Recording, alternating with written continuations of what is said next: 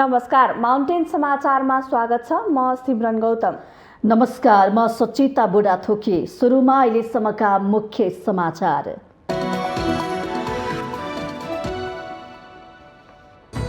बडा दशैंको नवौं र नवरात्रको अन्तिम दिन आज महानवमी। भगवती दुर्गाको नवौं रूप सिद्धिदात्रीको पूजा आराधना गरी मनाइँदै। चाडबाडको मुखमा कहाली लाग्दा सवारी दुर्घटना हुने क्रम बढ्दो। दशैं मनाउन घर हिँडेका दर्जनौं नागरिक घर पुग्न पाएनन्। सवारी दुर्घटना नियन्त्रणमा ध्यान दिन सम्बन्धित पक्षलाई राष्ट्रपति भण्डारीको आग्रह। दुर्घटना पीडितलाई राहत र निःशुल्क उपचार गरिने प्रधानमन्त्री देउवाको आश्वासन।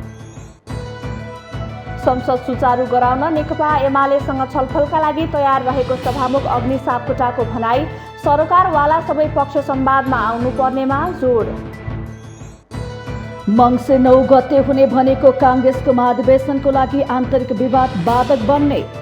केही जिल्लाको क्रियाशील सदस्यता विवाद अझै टुङ्गो लागेन। अफगानिस्तानमा आर्थिक विपद आउन सक्ने विश्वका धनी मुलुकहरू G20 को आशंका। सहयोग गर्न अन्तर्राष्ट्रिय समुदायसँग अपिल।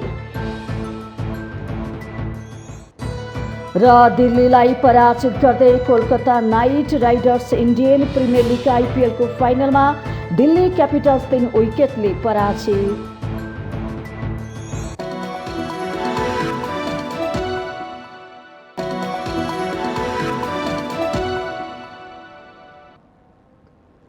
अब समाचार विस्तारमा। बडा दशैंको नवौं र नवरात्रको अन्तिम दिन आज महानवमी मनाइँदैछ। 9 दिनसम्म गरेको नवरात्र विधिको यो तिथिमा सम्पन्न गरिन्छ।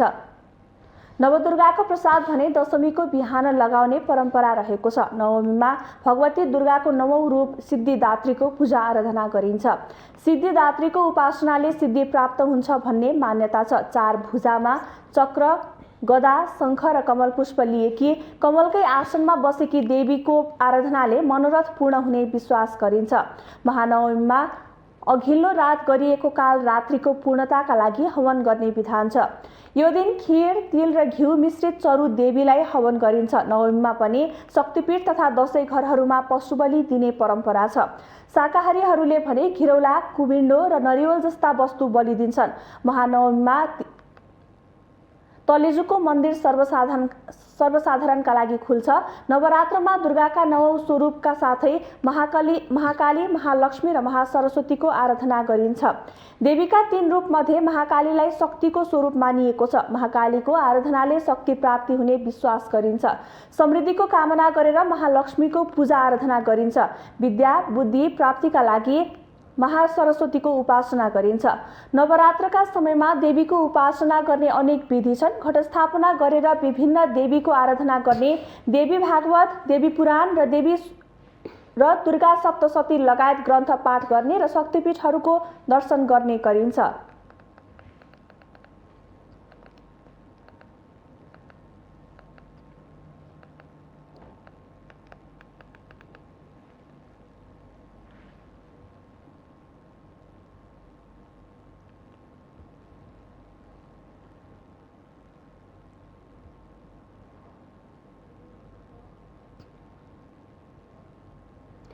महाअष्टमीको अवसरमा राष्ट्रपति विद्यादेवी भण्डारीले विभिन्न शक्तिपीठहरूको पूजा अर्चना गर्नुभएको छ।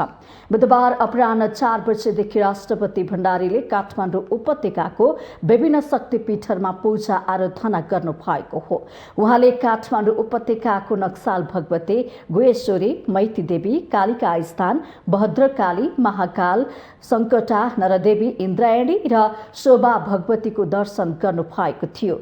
यसअघि बुधबार नै राष्ट्रपति विद्यादेवी भण्डारीले काभ्रे पलाञ्चोकको पलाञ्चोक भगवती मन्दिरमा पूजा अर्चना गर्नु भएको छ। 5खाल नगरपालिका 9 पलाञ्चोक स्थित भगवती मन्दिरमा राष्ट्रपति भण्डारीले पूजा अर्चना गर्नु भएको थियो। राष्ट्रपति भएपछि भण्डारीले यस मन्दिरमा गरेको पूजा अर्चना यो तेस्रो पटक पनि हो। गत वर्ष कोरोना जोखिमका कारण मन्दिरमा हुने पूजा आज रोकिएको थियो।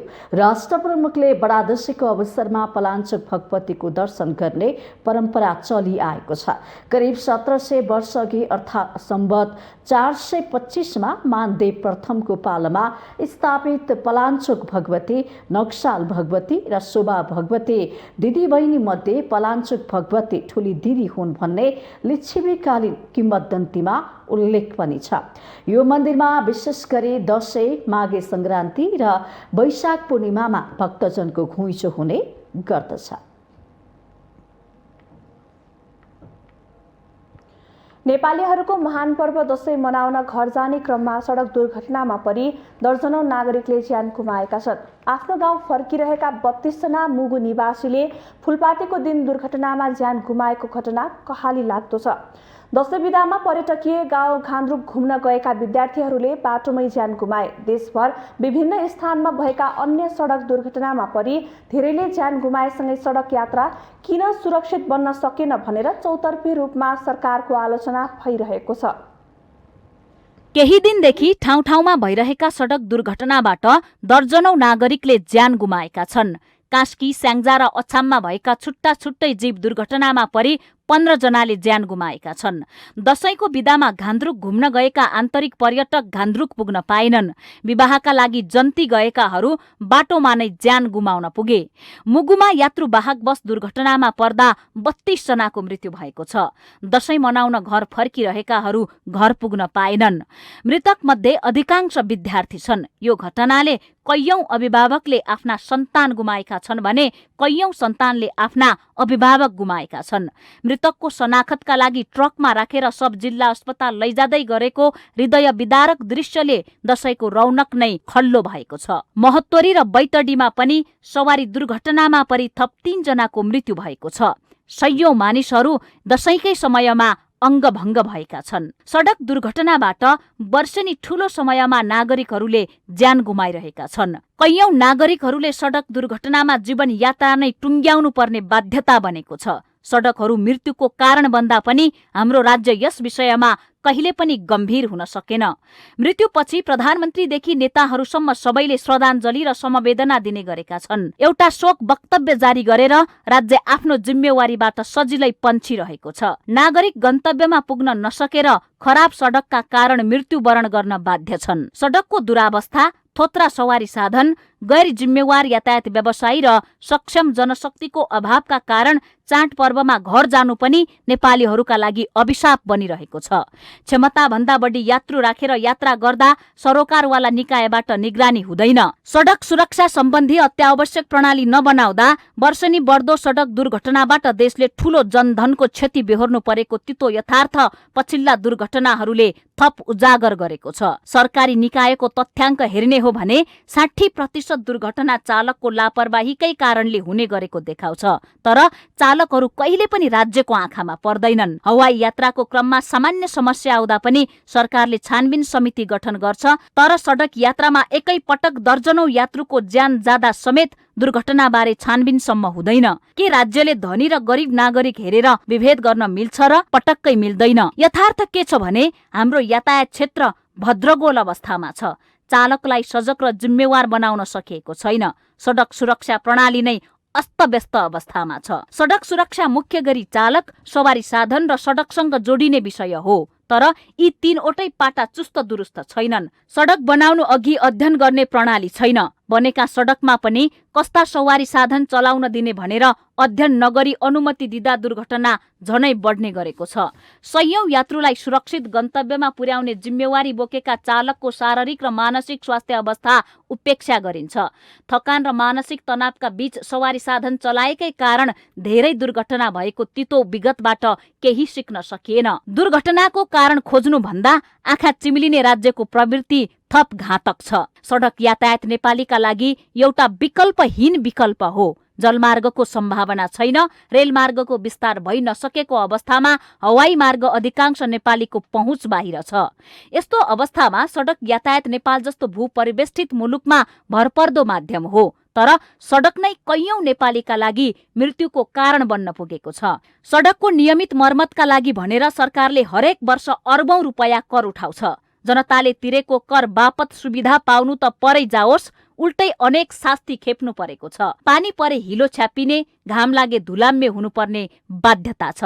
प्रत्येक सवारी चालक नागरिकले खरिद गर्ने इन्धन सवारी दर्ता र नवीकरणबाट मात्रै सरकारले वार्षिक 20 अर्ब भन्दा बढी राजस्व उठाउँछ। तर सडकको यात्रा व्यवस्थित हुनुपर्नेमा कहाली लाग्दो अवस्थामा पुगेको छ। यातायात क्षेत्रका लागि बनेका कानूनहरू निष्प्रभावी छन्। हुन त चर्चा सडकमा ज्यान गुमाउनेहरूको ज्यादा हुन्छ, तर जीवन गुमाउने भन्दा दोब्बर संख्यामा अङ्ग भङ्ग भएर गम्भीर रूपमा घाइते भएकाहरूको अवस्था झनै पीडादायी छ, जसको जीवन नै सङ्कटग्रस्त अवस्थामा छ।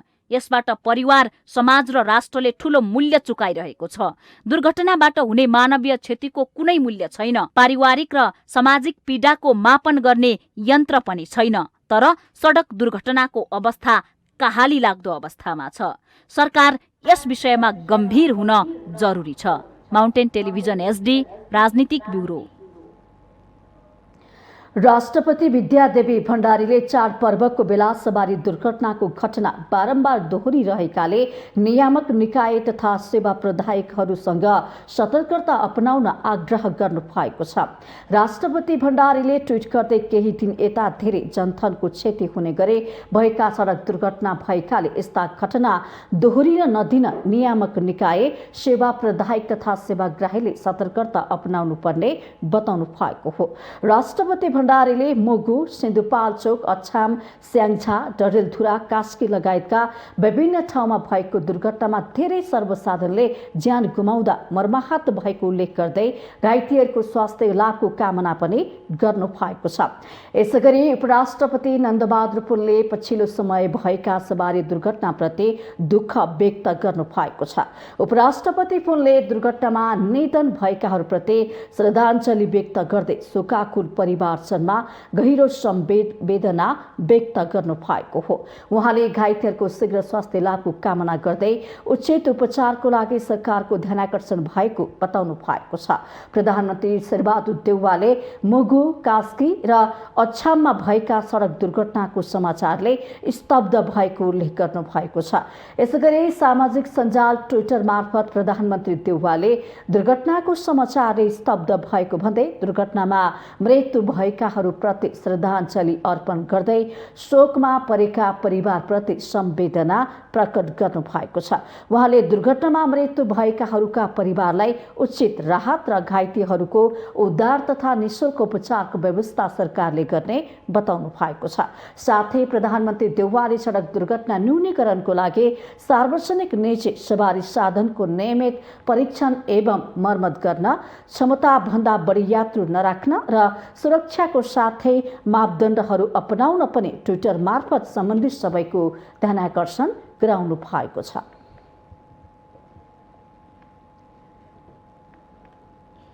सभामुख अग्निप्रसाद सापकोटाले संसद सुचारू गराउन नेकपा एमालेसँग छलफलको लागि तयार रहेको बताउनु भएको छ।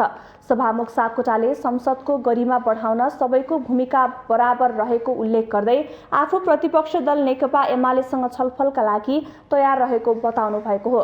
संसद चलाउनका लागि संवादको विकल्प नभएकोले सरकारवाला सबै पक्ष संवादमा आउनुपर्ने उहाँको भनाइ छ।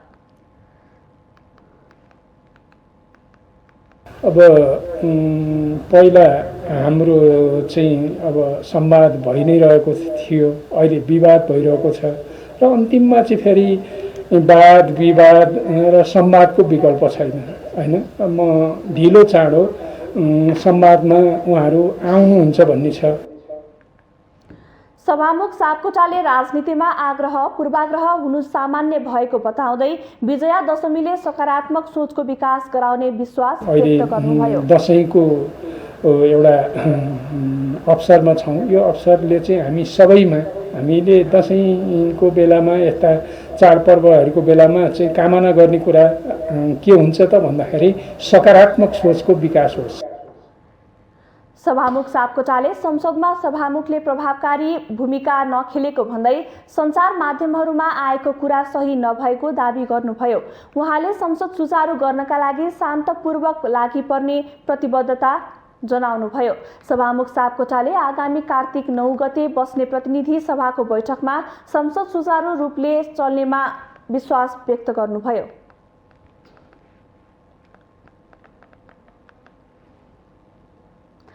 नेपाली कांग्रेसको 14औं महाधिवेशन आउँदो मङ्सिर 9 गतेदेखि 13 गतेसम्म गर्ने तय भएको छ। तर महाधिवेशन विवाद रहित भने हुन सकेको छैन। मङ्सिरको 9 गते अब धेरै टाढा छैन। यस्तो अवस्थामा पनि देशका केही जिल्लाहरूमा विवाद बाँकी रहेकाले अब तोकिएको समयमा कांग्रेसको महाधिवेशन हुने हो कि भन्ने शंका पनि पैदा भएको छ। तोकिएकै समयमा महाधिवेशन गर्नुपर्ने संवैधानिक बाध्यतामा रहेको नेपाली कांग्रेसले महाधिवेशनको प्रक्रिया त सुरु गरेको छ, तर पटक पटक मिति तय गर्दै परिवर्तन गरेकाले तोकिएकै समयमा महाधिवेशन हुने आशंका भने कायमै छ। अहिले वडा पालिका हुँदै कतिपय जिल्ला अधिवेशनहरू पनि सम्पन्न भइसकेका छन्, तर पनि अधिकांश जिल्लाको अधिवेशनको मिति टुङ्गो लागेको छैन।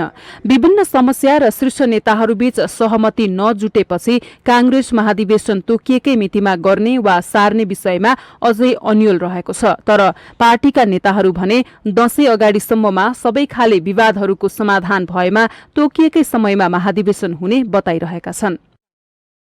विवाद प्रायः टुङ्गिसक्यो है, अब 3टा जिल्ला मात्रै बाँकी छ।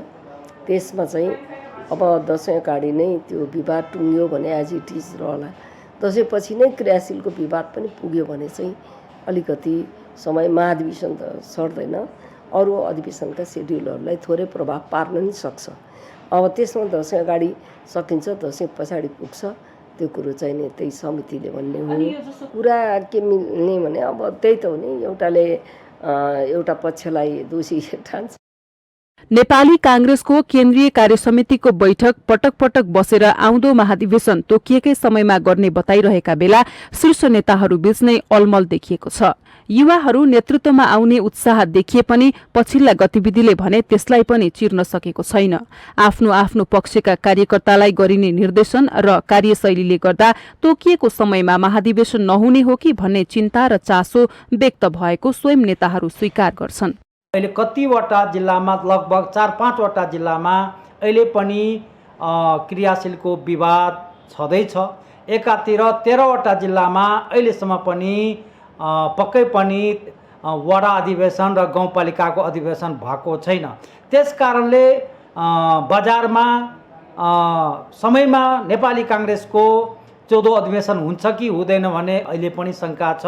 तर हामीलाई विश्वास छ नेपाली कांग्रेसले जुन मन्सिरमा घोषणा गरेको 14औं महाधिवेशन समयमै हुनुपर्छ भन्ने हामीलाई पूर्ण विश्वास छ। पार्टीको वैधानिकता जोगाउनकै लागि पनि नेपाली कांग्रेसले तोकिएकै समयमा महाधिवेशन गर्नुपर्नेछ। कांग्रेसले लामो समयसम्म छलफल गरेर महाधिवेशनका लागि तोकिएको समय हो आउँदो मङ्सिरको 9 गतेदेखि 13 गतेसम्म। तर पछिल्ला घटनाक्रम र शीर्ष नेताहरूको गतिविधि हेर्दा र प्रतिक्रिया सुन्दा तोकिएकै समयमा महाधिवेशन नहुने हो कि भन्ने शंका भने व्यक्त देखिन्छ। माउन्टेन टेलिभिजन एचडी का लागि पुष्पाश्री कार्की, काठमाडौँ। माउन्टेन समाचारमा पालो भएको छ विश्रामको।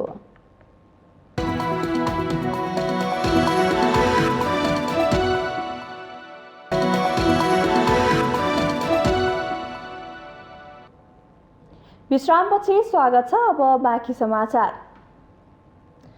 पार्टी विभाजनबाट निकै टाढा आइसक्दा पनि एमालेका नेताहरू पार्टीमा सहज हुन अझै सकिरहेका छैनन्। विशेष गरी पूर्व माओवादी धार र नेकपा एमालेकै पूर्व माधव नेपाल धार बीच एमालेमा आफ्नो साख देखाउने होडबाजी चलिरहेका छ। त्यसै अनुरूप नेताहरूले आफू अनुकूल अभिव्यक्ति समेत दिँदै आएका छन्। नेकपा एमाले र नेकपा माओवादी केन्द्रको एकतालाई सर्वोच्चले अवैध ठहर गरेपछि दुई पार्टी अलग भए। तर जसरी पार्टी एकीकरण भएको थियो त्यसरी विभाजन भने भएन। माओवादी केन्द्रका केही प्रभावशाली नेताहरू एमालेमै बसे। केपी ओलीको सरकारमा मन्त्री पद पाएका पूर्व माओवादीका नेताहरू एमालेमै रहेका थिए। उनीहरूले आफूहरू मन्त्रीका लागि नभएर पार्टी एकीकरण र कम्युनिस्ट एकताका पक्षमा रहेकाले माओवादी नफर्किने निर्णय गरेको बताएका थिए। तर पछिल्लो पटक नेकपा एमाले विभाजनपछि माधव नेपालको साथ छोडेर एमालेमै रहने निर्णय गरेका नेताहरूसँग पूर्व माओवादी नेताहरूको अहिले वैचारिक बेमेल देखिँदै आएको छ। पार्टीमा आफ्नो भविष्य सुरक्षित गर्नकै लागि भए पनि पूर्व माओवादी धारका नेताहरू अहिले एमाले नेकपाकै निरन्तरता रहेको दावी गर्दै आएका छन्। नेकपा एमाले र माओवादी केन्द्र त हामी खारिज गरेर नेपाल कम्युनिस्ट पार्टी नेकपा बनायौँ। हामी त त्यो नेकपाको निरन्तरतामा छौँ नि त। त्यसकारण त्यो चाहिँ नि छुटेको कडी पूर्व एमालेको चाहिँ अन्तर्युलाई हल गर्ने कुरा भयो। तर हामी मूल रूपमा हामी नेपाल कम्युनिस्ट पार्टी नेकपाकै निरन्तरतामा छौँ भनिसकेपछि त्यसमा चाहिँ त्यो आशय मान्नुपर्ने, दुविधा हुनुपर्ने होइन, अनि आशङ्कित हुनुपर्ने म जरुरी ठान्दिनँ। तर माधव नेपाल छाडेर एमालेमा रहन आएका तेस्रो धारलाई पनि पार्टीमा सहज बन्न निकै कसरत गर्नु परेको छ। नेकपा एमालेमा रहनका लागि पूर्ववत अवस्थामा फर्किन भएको 10 बुँदे सहमतिको हर हालमा कार्यान्वयन हुनुपर्ने माग उनीहरूको छ। त्यसो त अध्यक्ष ओलीले 10 बुँदेको कार्यान्वयन भन्ने, तर साबिकको जिम्मेवारी पूर्व माओवादी पक्षलाई सुम्पँदा तेस्रो धारका नेताहरू रुष्ट बनिरहेका छन्, जसले गर्दा पूर्व माओवादी र पूर्व माधव नेपाल पक्षीय नेताहरूको अभिव्यक्ति पनि आफू सहज बनिरहेको छ। एमाले नै हौ, त्यो अदालतले गरेको निर्णय, व्यावहारिक हिसाबले निर्णय त्यो नेकपा एमाले नै हौ। साङ्गठनिक हिसाबले, कानुनी हिसाबले, राजनीतिक रूपमा हिजो हामी नेकपा थियौँ, त्यस पछाडि हामी फेरि नेकपा एमाले भएका छौँ भन्नुको अर्थ राजनीतिक रूपमा पनि हिजोकै एमाले हौँ भन्ने होइन। हामी त्यस अर्थमा नेकपा हुँदै अगाडि बढेको नेकपा एमाले हौँ। पूर्व माओवादी साथीहरू नेकपा एमाले भित्र रहनुभयो, उहाँहरू पनि त्यही जेठ 2 गते अन्तर्गतै रहनुहुन्छ भनेर भनिसकेपछि त्यसमा कुनै विवाद गर्नुपर्ने ठाउँ छैन। पार्टी विभाजनपछि नेकपा एमाले लामो दूरी पार गरेर यो अवस्थासम्म आइपुग्दा समेत नेताहरूलाई आफ्नो साख जोगाउन मुस्किल परिरहेको छ। कतिले त औपचारिक रूपमै असहमति देखाउँदै आइरहेका छन्। यसरी एमालेमै अटाउनका लागि सङ्घर्ष गर्नु परेका नेताहरूको आगामी भविष्य कस्तो होला त? माउन्टेन टेलिभिजन एचडीका लागि क्यामेरामा दीपक भट्ट र केशवराज श्रेष्ठका साथमा सुजन चालिसेको रिपोर्ट। 10 वर्ष सशस्त्र युद्धपछि शान्ति प्रक्रिया हुँदै संसदीय राजनीतिमा उदाएको नेकपा माओवादी केन्द्रको पार्टी संरचना यति बेला टुक्रा टुक्रामा विभाजन भएको छ। संविधान सभाको चुनावमा पहिलो पार्टी बनेको माओवादीले 3 पटक सरकारको नेतृत्व गरिसकेको छ। मजदुर, किसान लगायतका विपन्न वर्गको संरक्षक दावी गर्ने माओवादी नेताहरूले श्रमिकको मुद्दा मात्रै छाडेका छैनन्, आफू नवधनाढ्य वर्गमा उदाएका छन्। नेतृत्वमा गुटगत र व्यक्तिवादी प्रवृत्ति हाबीले तल्लो तहमा पार्टी संरचना बताभुङ्ग भएको छ। तत्कालीन नेकपा माओवादी नेतृत्वमा 2052 साल फागुन 1 गतेबाट सुरु भएको सशस्त्र सङ्घर्ष 25 वर्ष पुरा भइसकेको छ। बितेका 25 वर्षमा राजनीतिक उथलपुथलका घटनाबारे समीक्षा गर्ने हो भने माओवादीले जनतामाझ जुन बाचा र एजेन्डाहरू राखेर युद्धमा होमिएको थियो त्यसको अनुभूति आम नागरिकले गर्न पाएका छैनन्। हिंसाको बाटो त्यागेर शान्तिपूर्ण राजनीतिमा आउँदा माओवादी नेतृत्वप्रति आम धारणा र आशा अलग्गै थियो। हिंसात्मक आन्दोलनबाट शान्तिपूर्ण राजनीतिमा आएको माओवादी पार्टीले बोकेका परिवर्तनका एजेन्डाहरू अहिले छिन्न भिन्न बनेका छन्। मुलुकमा गणतन्त्र, संघीयता, धर्मनिरपेक्ष, समानुपाती, समावेशी लगायतका जे जस्ता संविधानमा जे जस्ता परिवर्तित मुद्दाहरू चाहिँ छन्, ती मुद्दाहरूको मूल जग भनेको माओवादी जनयुद्ध नै हो। माओवादी जनयुद्धको पनि नेतृत्व गरेको अध्यक्ष कमरेड प्रचण्डले नै हो। त्यसपछि शान्ति प्रक्रियाको नेतृत्व पनि उहाँले गर्नुभयो। तत्कालीन गिरिजाप्रसाद कोइराला र उहाँको बिचमा वृहत शान्ति सम्झौता हुँदै यो परिवर्तनको कोर्सको यात्रा सुरु भएको हो। अब अहिले गिरिजाप्रसाद कोइराला हुनुहुन्न हैन, अब जीवित रूपमा त प्रचण्ड मात्रै हुनुहुन्छ। त्यसकारण यो व्यवस्थाको संरक्षकता आखिरमा कैयौँ सीमा कमी कमजोरीका बावजुद पनि यो व्यवस्थाको संरक्षकता आखिरमा प्रचण्ड नै हो। तत्कालीन नेकपाले वैधता गुमाउनु र एमालेबाट अपमानित भई अलग्गिनु पर्नाले अध्यक्ष पुष्पकमल दाहालमा देखिएको छटपटीले पनि माओवादीको हैसियत कति तल ओर्लिएको छ भन्ने सहजै अनुमान गर्न सकिन्छ। कमजोर संगठन र खस्काउँदो लोकप्रियताको मुख्य दोष अध्यक्ष दाहालको थाप्लोमा परेको छ। 3 दशकभन्दा अघिदेखि दाहाल पार्टीको निर्णायक भूमिकामा रहे तापनि आफूलाई सर्वे सर्वहा ठानेर पार्टीलाई नै दाउमा राख्ने प्रवृत्तिले माओवादीको यो हालतमा आइपुगेको विश्लेषकहरूको भनाइ छ। पार्टीलाई चाहिँ जनताले दोस्रो वा तेस्रो वा चौथो शक्तिका रूपमा चाहिँ रूपान्तरण गर्ने स्थिति उहाँले टड्कारो देखाए हुनाले उहाँले कुनै न कुनै राजनीतिक शक्तिसँग टाँसिएर निर्वाचनबाट पनि अलि शक्ति हासिल पनि गर्ने र आफ्ना कार्यकर्तालाई उत्साहित गराउनका निम्ति तपाईँको यो पार्टी पहिलो हुन्छ है भन्ने पनि स्थिति देखिएको हो। उहाँमा निराशा भनेको चाहिँ आसन्न निर्वाचन भइहाल्यो भने, यो 2-4 महिनाभित्र निर्वाचन भइहाल्यो मुलुकमा भने, यो आसन्न निर्वाचनमा उहाँले पहिलो र दोस्रो शक्ति होइन तेस्रो वा चौथो शक्तिका रूपमा आफू खुम्चिनुपर्ने परिस्थिति देखेपछि उहाँले आत्महत्या गरौँ जस्तो अलि उहाँमा चाहिँ तपाईँको भावुकपना आएको त्यो स्थिति चाहिँ देखिन्छ।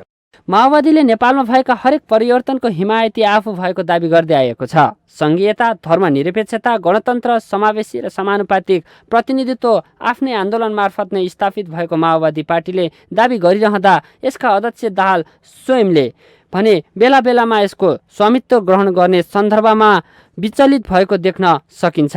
राष्ट्रपति भन्दा त राजा नै ठिक भन्ने सम्मको परिस्थितिमा पुग्नेले पनि माओवादीको हैसियत प्रश्न पार्छ।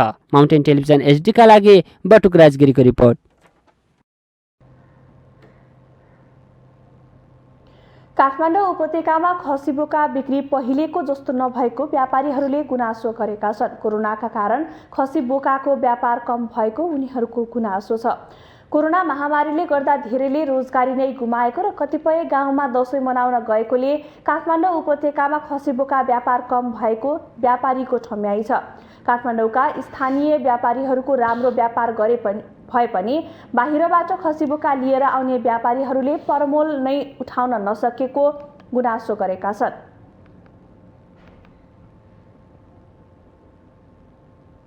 पहिला बिचमा मोह भइदियो, अनि पछि गएर फेरि चाहिँ के भन्दा यहाँ बजार भाउले गर्दा यहाँ व्यापारीहरू चाहिँ सब गाउँमा पसे। अब पछि अब चाहिँ गाउँमा त 600 भने 650 भन्ने गयो। तपाईँ भने अब कमभन्दा मकै कम भन्दाखेरिमा त्यसरी चाहिँ माल उहाँबाट हानेर यो अब यो 3 घण्टाका यो आजको दिनमा चाहिँ खसी कस्थ्यो भने कुकुर त्यो झम्झिन बेला भयो कोही दिन। अब अहिले आज आए चाहिँ अब 22-25 परे खसी 25,000 परे खसी यहाँ अब 12-14 हजार दिन आउँछन्। त्यस्तै धादिङबाट खसी बोका ल्याएर भृकुटी मण्डपमा बेच्दै आउनुभएका परशुराम चौलागाईले पनि गत वर्षको जस्तो व्यापार नभएको बताउनुहुन्छ। बाहिरबाट खसी बोका र च्याङ्रा बिक्री गर्न काठमाडौँ आएका व्यापारीहरू चाहे जस्तो व्यापार नहुँदा निराश देखिएका छन्। अलि महँगोले पनि हो कि अब पोहोरको तुलनामा हामीले चाहिँ मैले यहाँ 300-350 एउटा माल हिजो जस्तो फुलपातीको दिनमै सघाएर जान्थ्यो। यसपालि मैले 300 चान्चुन माल झारेको, अझै चाहिँ तपाईँको 100 एउटा भन्दा माथि नै बाँकी छ होला।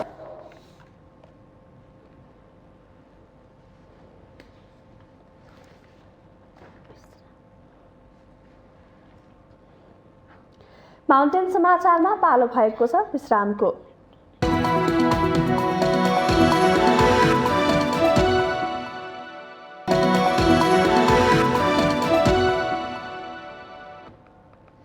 विश्रामपछि स्वागत छ। अब बाँकी समाचार। राहदानी विभागले इलेक्ट्रोनिक पासपोर्ट वितरणको तयारी थालेको छ। व्यक्तिगत डाटाको उच्च सुरक्षा सहित वितरण गरिने यी पासपोर्टले राहदानीको लागि घण्टो लाइनमा बस्नुपर्ने सेवाग्राहीको बाध्यताको अन्त्यसँगै एमआरपी पासपोर्ट भन्दा सुरक्षित हुने विश्वास पनि लिएको छ। राहदानी विभागले कार्तिक अन्तिम साताबाट इलेक्ट्रोनिक पासपोर्ट वितरणको तयारी थालेको छ। हाल वितरण गरिएको एमआरपी पासपोर्ट भन्दा सुरक्षित हुने भएकाले विभागले अत्यावश्यक बाहेक अन्यलाई यी पासपोर्टका लागि कुर्न पनि आग्रह गरेको छ। इलेक्ट्रोनिक पासपोर्ट अर्थात् ई पासपोर्ट एउटा त्यस्तो पासपोर्ट हो जहाँ पासपोर्टमा एउटा कम्प्युटर चिप्स राखिएको हुन्छ। माइक्रो प्रोसेसर चिप्सले व्यक्तिको सम्पूर्ण डाटा स्टोरेज गरेर राख्छ र मेसिनमा राखेपछि सम्पूर्ण विवरण अध्ययन गर्न सकिनेछ। यो माइक्रो प्रोसेसरमा बायोमेट्रिक डाटा अर्थात् रेटिनाको नमुना, फिङ्गरप्रिन्ट र फोटो समेत राखिएको हुन्छ। पासपोर्ट बाहेक व्यक्ति सही हो कि होइन भनेर पत्ता लगाउन पनि यस्तो प्रकृतिको पासपोर्ट पछिल्लो समय अपरिहार्य भएको छ। यसमा व्यक्तिगत डाटाको सुरक्षा सहित वितरण हुने यी पासपोर्टमा विद्युतीय चिप र एन्टेना समेत जडान गरिने तथा अन्य बायोमेट्रिक विवरण समावेश गरिने विभागको भनाइ छ। यी विवरण राखेर चिप लक गरी गरिसकेपछि सूचना कसैले थपगढ वा फेरबदल गर्न नसक्ने भएकाले यो सुरक्षित र भरपर्दो हुने राहदानी विभागले जनाएको छ। यस प्रकारको पासपोर्टबाट व्यक्तिको जानकारी सम्बन्धित निकायबाट अधिकार प्राप्त अधिकारी बाहेक कसैले हेर्न नसक्ने र व्यक्तिगत विवरणको दुरुपयोग नहुने विश्वास लिइएको छ। हामीले चाहिँ थम्ब प्रिन्टलाई दायाँ बायाँ दुईटा औँलाको थम्ब प्रिन्ट राखेर त्यो पनि चिप्समा हामी स्टोर गर्छौँ। त्यस कारणले हामी आइकेओको मेम्बर भएको कारणले त्यो इन्फर्मेसन चाहिँ आइकाओ मेम्बर जति सबै कन्ट्रीहरूमा जान्छ र मान्छेलाई फोटोबाट मात्रै अथवा उसको नाम जन्ममितिबाट मात्रै पहिचान गर्न गाह्रो भयो भने त्यो बायोमेट्रिक इन्फर्मेसन पनि जैविक विवरण पनि मान्छेलाई खोलेर हेर्न सक्छ सम्बन्धित अध्यागमन अधिकृतले। त्यस कारणले गर्दाखेरि मान्छे त्यही हो भनेर सुनिश्चित गर्न सक्छ कुनै पनि अध्यागमन पोइन्टमा। त्यस कारणले यो बढी सुरक्षित भरपर्दो र मानिसले दुःख नपाउने खालको राहदानी हो। त्यस कारणले यो अहिलेसम्म संसारमा जारी भइराखेको अन्तिम पुस्ताको अहिले चालु रहेको पुस्ताको राहदानी हो। यी पासपोर्टका लागि अनलाइनबाटै फारम भर्न सकिने हुँदा फारम बुझाउनकै लागि लाइन बस्नुपर्ने झन्झट पनि हट्नेछ। अनलाइनबाट भरेको फारम र डकुमेन्ट प्राप्त भएपछि आफूहरूले छापेर पठाइदिने भएकाले भिडभाड र लाइनको झन्झट नहुने विभागको भनाइ छ। विभागले हाल वितरण गरिरहेको एमआरपी पासपोर्ट पनि तत्काल नरोकिने जनाएको छ। यी पासपोर्टका लागि सम्पूर्ण तयारी पूरा भएपछि मात्र यसलाई प्रतिस्थापन गर्ने विभागको तयारी छ। चाहिँ हामी नोभेम्बरको 11बाट गो लाइभ गर्ने भनेको सर्वसाधारणलाई उपलब्ध गराउने गरी हामी जारी गर्ने प्रयत्नमा छौँ। त्यसको लागि अहिलेसम्म विश्वकै सबभन्दा छिटो ई पासपोर्ट जारी गर्ने, किनभने 2020को डिसेम्बर 21मा हामीले सम्झौता गरेका थियौँ। त्यो 11 महिना बिचमा अरू देशमा कुनै चाँडो भएको देशमा पनि 2 वर्षभन्दा बढी लागेको छ भनेर हामीलाई सम्बन्धित कम्पनीले भन्छ। त्यस कारणले हामीले यो नोभेम्बर 11मा गो लाइभ गर्न सक्यौँ भनेदेखि त्यो पछाडि सर्वसाधारणले त्यो विद्युतीय राहदानी पाउन सक्छन्। राहदानी विभागले आइडिमिया आइडेन्टिटी नामक फ्रेन्च कम्पनीलाई 2 अर्ब 47 करोड 67 लाखमा गत कार्तिकमा एक पासपोर्ट छाप्ने जिम्मेवारी दिएको थियो। कम्पनीले जिम्मेवारी पाएको 3 वर्षभित्र 20 लाख ई पासपोर्ट छाप्नेछ। हाल विभागबाट दैनिक 200 बढी एमआरपी पासपोर्ट वितरण हुँदै आएको छ। क्यामेरामा अमर राउतका साथमा अप्सरा गौतम, काठमाडौँ। प्रहरीको तथ्याङ्क अनुसार नेपालमा दैनिक 5-6 जना बालिका, किशोरी तथा महिलाहरूको बलात्कार हुने गरेको छ। यस्तै राष्ट्रिय अपाङ्ग महासङ्घ नेपालको अध्ययन अनुसार 5 मध्ये 1 जना शारीरिक हिंसा भोग्न बाध्य हुन्छन्। यस्ता व्यक्तिहरूका लागि सुरक्षित आवास गृह अर्थात् सेफ हाउस उपयोगी हुने गरेको छ। विभिन्न किसिमका हिंसाबाट पीडित असहायहरूका लागि सुरक्षित आवास गृह सेफ हाउस उपयोगी बन्ने गरेको छ। तर नेपालमा सेफ हाउसको संख्या पर्याप्त छैन, जसले गर्दा पीडितहरूलाई समस्या हुने गरेको छ। सेफ हाउसको अभावमा पीडितहरू घरमै बस्न बाध्य छन्। हिंसामा परेका र आश्रयविहीन महिला बालबालिका राख्नका लागि पर्वतमा सरकारी स्तरबाट निर्माण थालिएको सुरक्षित घर अलपत्र छ। कुस्मा नगरपालिका 5मा 5 वर्ष अघि 1.5 करोड लागत अनुमान सहित थालिएको सेफ हाउसको काम ठप्प रहेको हो। जग बसाएपछि निर्माण रोकिएको भवन निर्माण चाँडै सुरु हुने नगरपालिकाले जनाएको छ। हिंसा प्रभावितहरूको लागि सेवा केन्द्र स्थापना गर्नको लागि सेफ हाउस करिब 5 वर्ष अगाडि चाहिँ निर्माण कार्य सुरु भएको सेफ हाउस चाहिँ अहिले बजेटको अभावले गर्दा केही रोकिएको छ। हामीले यो भदौ भित्र चाहिँ स्थानीय तह नगरपालिका र प्रदेश सरकारको संयुक्त लगानीमा छिटै नै यसलाई चाहिँ निर्माण कार्य अगाडि बढाउँदैछौँ। जग खन्ने, पिलर उठाउने र दोहोरो बीम बाँधेपछि काम रोकिएको हो।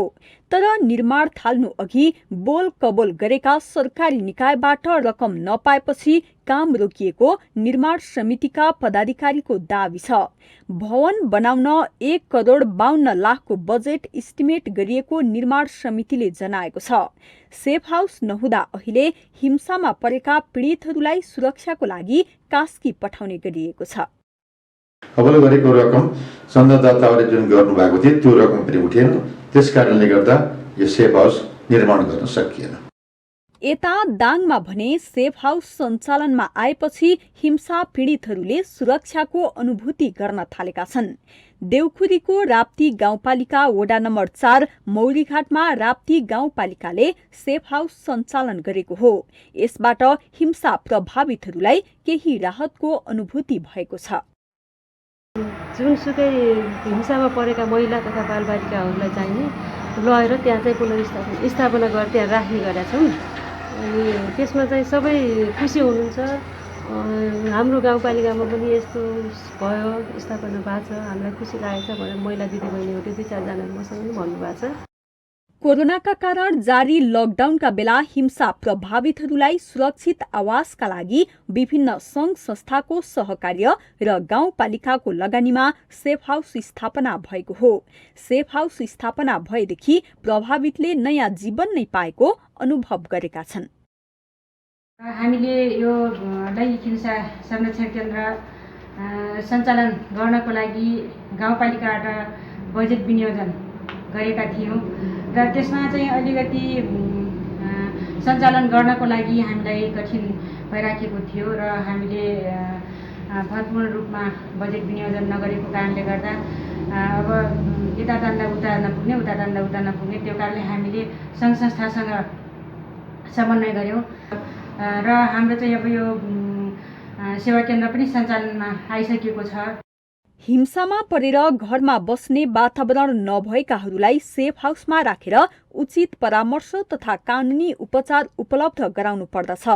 हिंसा पीडितहरूको न्याय र सेवाका लागि सेफ हाउसले घाउमा मलमपट्टी लगाएको अनुभव गर्न त सकिन्छ, तर हिंसा हुनभन्दा हुनै नदिनतर्फ सजग हुनु आवश्यक छ। माउन्टेन टेलिभिजन HD का लागि जिल्ला ब्युरोको रिपोर्ट। हामीसँग आर्थिक अन्तर्राष्ट्रिय र खेल समाचार बाँकी नै छन्। माउन्टेन समाचारमा पालो भएको छ विश्रामको।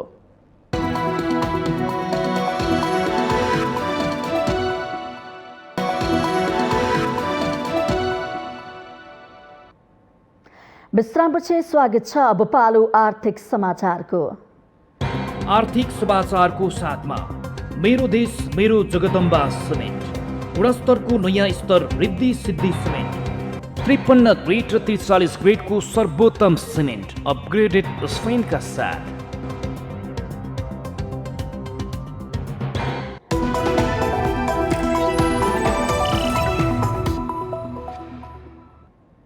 डडेलधुराका ओखर व्यवसायीले वर्षेनी लाख रुपियाँ आमदानी गरिरहेका छन्। सुदूरपश्चिमका पहाड देशका अन्य जिल्ला जोड्ने प्रमुख नाकाको रूपमा रहेको डडेलधुराको स्याउले बजारका ओखर व्यवसायीले वर्षेनी लाख रुपियाँ आमदानी गर्ने गरेका छन्। स्याउले बजार सहित डडेलधुरा सदरमुकाम बसपा क्षेत्रमा रहेका दर्जनौं व्यापारीहरू ओखर बेचेर वर्षेनी 1 देखि 2 लाखसम्म आमदानी गरिरहेका छन्। पहाडी जिल्ला बैतडी, दार्चुला र डडेलधुराका विभिन्न स्थानबाट उत्पादित ओखर जिल्ला सदरमुकामको बसपाक र स्याउले बजारमा ल्याई प्रति किलो 700 देखि 800 सम्ममा बेच्ने गरेको व्यवसायीहरूको भनाइ छ। सिजन अनुसार ओखर, बदाम, फलफूल, सुन्तला मौसम बेचेर मासिक 1 लाख रुपियाँ मुनाफा हुने स्याउले ओखर तथा फलफूल व्यवसायी बताउँछन्। विभिन्न जिल्लाबाट खरिद गरी बिक्री गर्दा सिजनमा 2 देखि 3 लाख मुनाफा हुने गरेको भए पनि यो वर्ष व्यापारमा कमी आएको स्याउले बजारका ओखर व्यवसायीको भनाइ छ। अगाडि 6-7 हजार जन्थ्यो, 10-15 किलो जन्थ्यो। अहिले के छैन, 2-4 किलो घाटा परेको छ हामीलाई। के छैन, खाना सुँगुलाई पाउँदैन। यो ल्यायो, बेचे पर गाड्यो, ब्याज तिर्यो, आँधी उत्ति गइरहन्छ, केही पनि छैन। 2 लाख 3 लाख कमाइदियो, अहिले कमाइदियो। पहिले चल्थ्यो, त्यो मौसम चल्थ्यो, ओखर चल्थ्यो, मुगफल चल्थ्यो। अहिले अब जेले पनि सस्तो दिए पनि सस्तो, हाम्रो उहाँबाट महँगो भइहाल्यो। यहाँ धेरै सस्तो छ। अहिले साल हजुर ओखरको व्यापारमा खास त्यति अब देशमा आर्थिक मन्दीको कारणले भन्नु हो कि या अब यो देशको यो कोरोनाको समस्याले हो कि खास त्यति फसाउन सकेको छैन। अहिलेको सिजनमा डडेलधुरामा ओखरको व्यापारलाई मुख्य व्यापारका रूपमा लिने गरिन्छ। डडेलधुराको स्याउले बजारमा पसलैपिच्छे बिक्रीका लागि ओखर राखिएका छन्। सिजनमा एउटा व्यापारीले अन्य जिल्लाबाट समेत ओखर खरिद गरी बेच्ने गरेका छन्।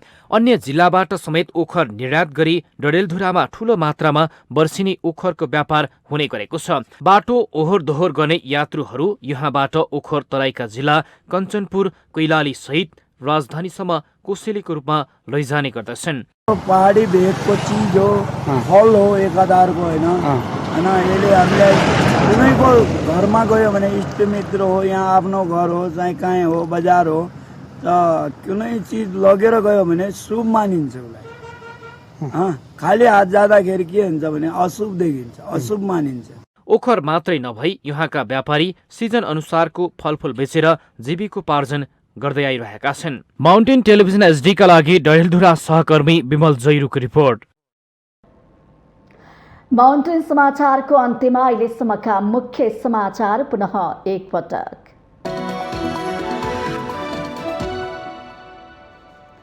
बडा दशैंको नवौं र नवरात्रको अन्तिम दिन आज महानवमी।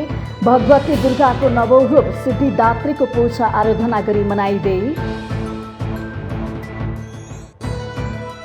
चाडबाडको मुखमा कहाली लाग्दा सवारी दुर्घटना हुने क्रम बढ्दो। दशैं मनाउन घर हिँडेका दर्जनौं नागरिक घर पुग्न पाएनन्।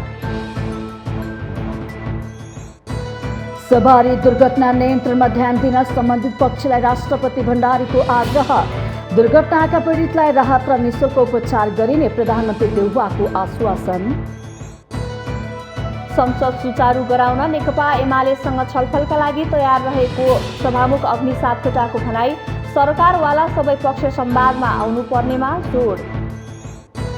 मङ्सिर 9 गते हुने भनेको काङ्ग्रेसको महाधिवेशनको लागि आन्तरिक विवाद बाधक बन्ने संकेत। केही जिल्लाको क्रियाशील सदस्यता विवाद अझै टुङ्गो लागेन। अफगानिस्तानमा आर्थिक विपद आउन सक्ने विश्वका धनी मुलुकहरू G20 को आशंका। सहयोग गर्न अन्तर्राष्ट्रिय समुदायसँग अपिल। र दिल्लीलाई पराजित गर्दै Kolkata Knight Riders Indian Premier League आइपिएलको फाइनलमा दिल्ली क्यापिटल्स 3 विकेटले पराजित।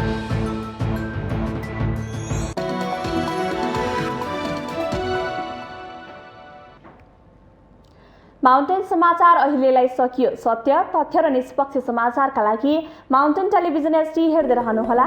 नमस्कार।